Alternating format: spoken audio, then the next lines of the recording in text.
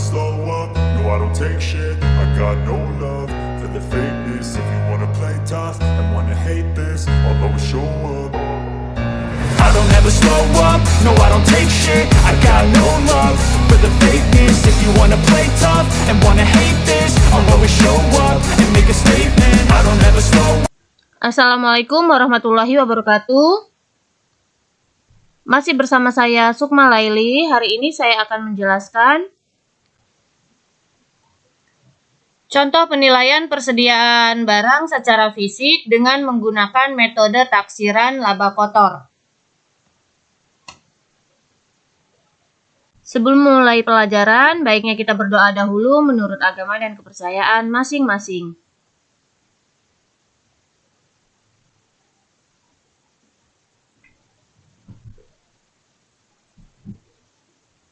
Baiklah, pengertian dari persediaan itu sendiri yaitu sejumlah barang jadi, bahan baku, dan barang dalam proses yang dimiliki perusahaan dengan tujuan untuk dijual atau diproses lebih lanjut. Sistem pencatatan transaksi persediaan barang dagang,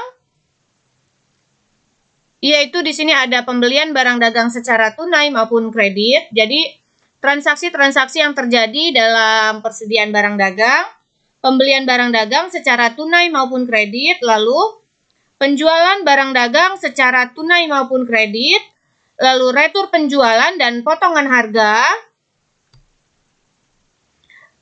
lalu ada retur pembelian dan potongan harga, dan berikutnya ada beban angkut pembelian, dan ada beban angkut penjualan. Jadi semuanya ini termasuk ke dalam transaksi yang terjadi dalam persediaan barang dagang.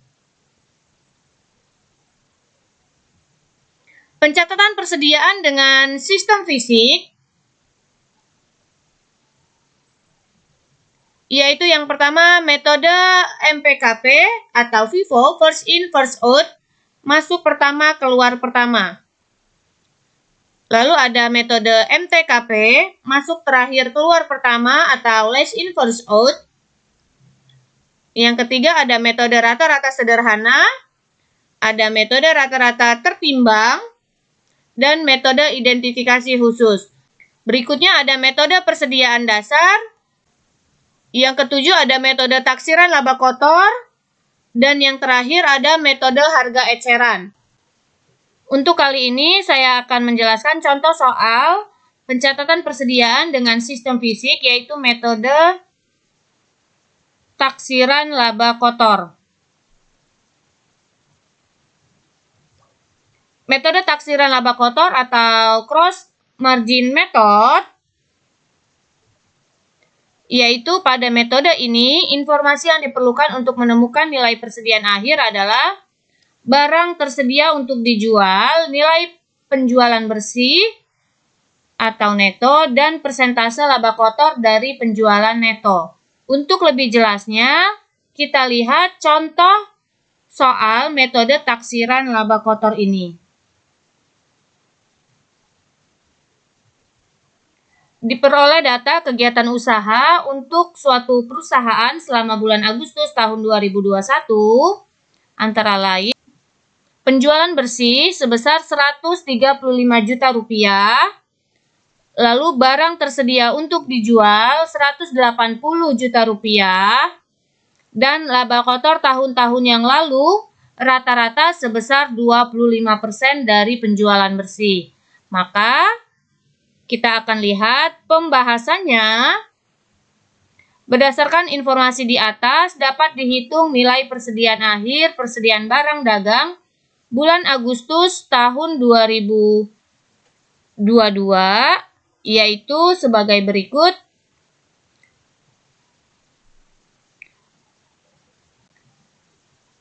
Barang tersedia untuk dijual sebesar 180 juta rupiah. Jadi diambil dari sini, barang tersedia untuk dijual 180 juta rupiah, kita isi.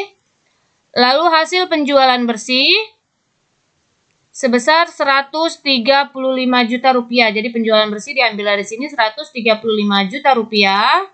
kita isikan di sini.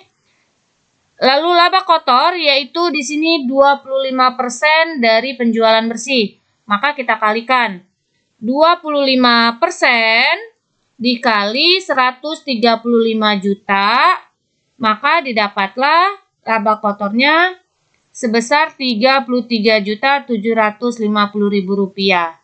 Lalu 135 juta kita kurangi dengan Rp33.750.000, maka didapatlah Rp101.250.000.